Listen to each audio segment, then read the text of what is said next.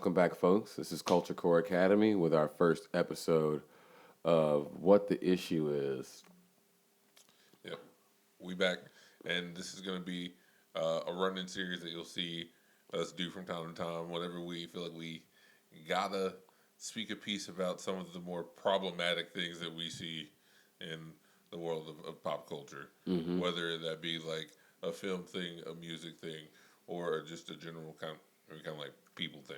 We're going to use this kind of format to talk about that here, and today we're going to be using that to talk about something that we promised we talk about in our very first episode, and that is Warner Brothers. Mm-hmm.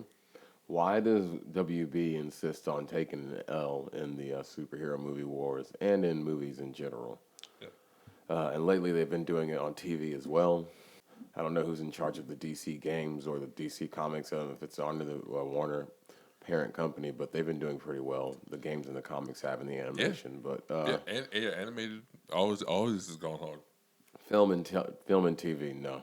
Yeah, it's just not. I mean, if you think about it, look at the excitement that so many people have with this round of Marvel dropping things on Disney Plus.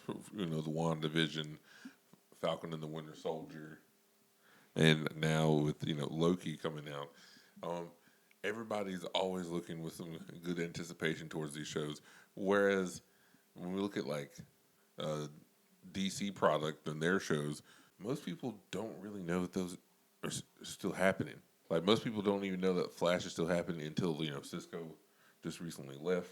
And most people don't know what's going on CWTV. Like Legends of Tomorrow is still happening. Nobody knows why. I'm gonna be honest. The Flash take on the new forces, the Still Force, the Sage Force, personification of the Speed Forces, Nora Allen, Strength Force.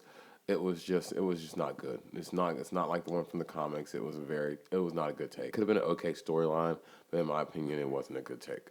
And then you have shows like Teen Titans, which was good, but honestly, they don't really promote it well enough. It kind of falls under the radar. And then, it was always kind of still managed to have a good core base like Black Lightning. That show's wrapped up. And so for the most part, what we have with CW shows is they started out real strong and real high, but then as they progress, it always just keeps trailing downhill. I don't think people have been very content with Legends of Tomorrow for a while. I haven't heard the best reviews for Stargirl. I've heard some good ones. I haven't seen any bad coverage for Black Lightning. I'll tell you that, but I haven't. In that lack of bad coverage, there's also a general lack of coverage. Yeah, exactly. Just a lack of coverage as a whole. Wonder why. Anyways, that's just kind of one aspect of it. The same thing's been happening really with the movies too. The Snyder cut coming out and it being well received is one thing, but again, even when you look at the full context of it, it's kind of sad that it kind of had to come out in the way that it did. It's very sad that it had to come out the way that it did, and it's also very sad that the company, Warner Brothers, doubled down on the fact that they weren't going to keep on with it. It was just a small present that we decided to give you guys and release a 4K trailer of the original theatrical release of Justice League. They really tried to put it out there almost as if like, we're just out of the goodness of our hearts, we're just going to drop like a little pandemic gift for y'all. Yeah. Put this out here. They released the 4K trailer of the Justice League 2017 cut as if we were just going to go back and watch that one because of a 4K trailer on YouTube. Yeah, I mean, that's really basically how it went down. I mean, we heard even before the Whedon version came out that there were problems. That's when I heard there were problems on the set. I didn't hear about problems on the set when it was under Snyder. I heard about problems on the set when Whedon had to take over because Zack Snyder had to bow out. Right. That's when I heard about, this movie is unwatchable. Oh, it's going to be delayed again and again and again and again. And all the things that we were teased for a long time, storylines that were wound from different movies, just seemed to be thrown away from the 2017 cut. And that's their executive decision. And you can see that these various projects have sort of seemed to have the same treatment with movies like Mortal Kombat with the addition of the Cole character that nobody cares about. Because and Nobody asked for this. It said that they being WB said that he needed to be in the movie so that people who don't play the game can understand us, can have somebody to latch onto. And what you don't understand is people that don't play the game aren't watching the movie. Right. Like, you seem to be confused about who the audience for the Mortal Kombat movie was going to be. Here's the thing. Not only they drop it and it's well received, but then after that, they were so quick to like shut down any of these potential hopes for like the Snyder verse and this kind of version continuing. Which seems like a very bad idea. Even if you were never going to do it, it seems tantamount to just turning fans away. Like, no, we're not doing that. It's really hard to say what they're thinking. I mean, obviously what WB seems to think is that they know best. And what they know best, I think, is trying to consistently target or always think that they're targeting the wider, broader market. The truth is, the wider, broader market is the comic book fans. The comic book fans also already watch those movies. I mean, yeah, that's one thing, but they obviously seem to think differently. And a reoccurring problem that we see with them is that they hire creative people, but then they immediately seem to have always have problems and issues with what the creatives that they hired want to do. You can see a prime example of this illustrated in Kevin Smith's 2-part interview on his channel with Ice Cube called A Good Day with Ice Cube, where Ice Cube in the second part discusses how he has been in a constant feud with New Line, who is also under Warner, and John Witherspoon and Tiny Lister died waiting on WB's approval for last Friday. Yep, which would have been the one that it was going to bring back Chris Tucker. That fourth one we had all been waiting on. Yeah, good. It's going to be good. But even if it weren't good, it would sell just because Ice Cube made another Friday movie. But yeah, that's just another example of it. And then talking here more specifically with movies we've already seen come out. You thinking back to like the first Suicide Squad movie didn't go over so well, and because it went through editing hell. Ayers himself, afterwards, he was talking to like Hollywood Reporter, and he talked about the fact that Warner Brothers would basically employ other production companies to, in essence, like create multiple versions of a movie while it's in production. So in case the creatives that they actually hired to make the movie make something they don't like, they have other options and fallback plans. That seems like a ridiculous control freak scheme. Automatically telling you they don't really have any faith. What I've heard about the quote-unquote Ayer cut is that it was an entirely different movie, which kind of goes along with what you just said. Apparently, they didn't like the other one and just put something else out that I don't understand how they like that.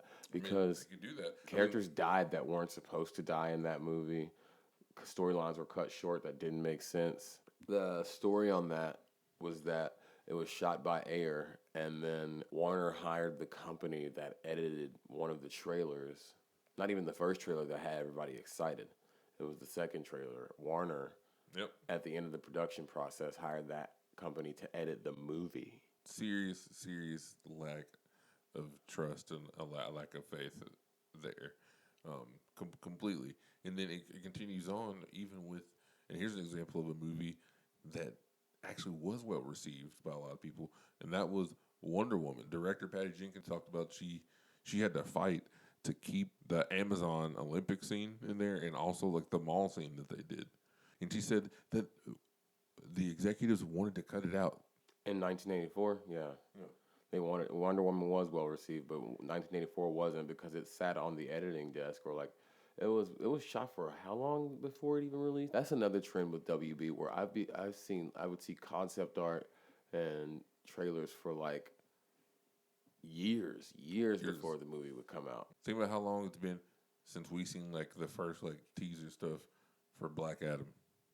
Yeah, there have been several concept art releases, teasers for Black Adam. We've seen nothing close to a trailer. We see Rock talking on social media every day. Ezra Miller's Flash movie was supposed to come out how many years ago? And yet the news that we're receiving is, the director dropped the new Flash logo in 2021. That's what we got. That's what we have to look forward to. And rumors that Grant Gustin will be in the movie.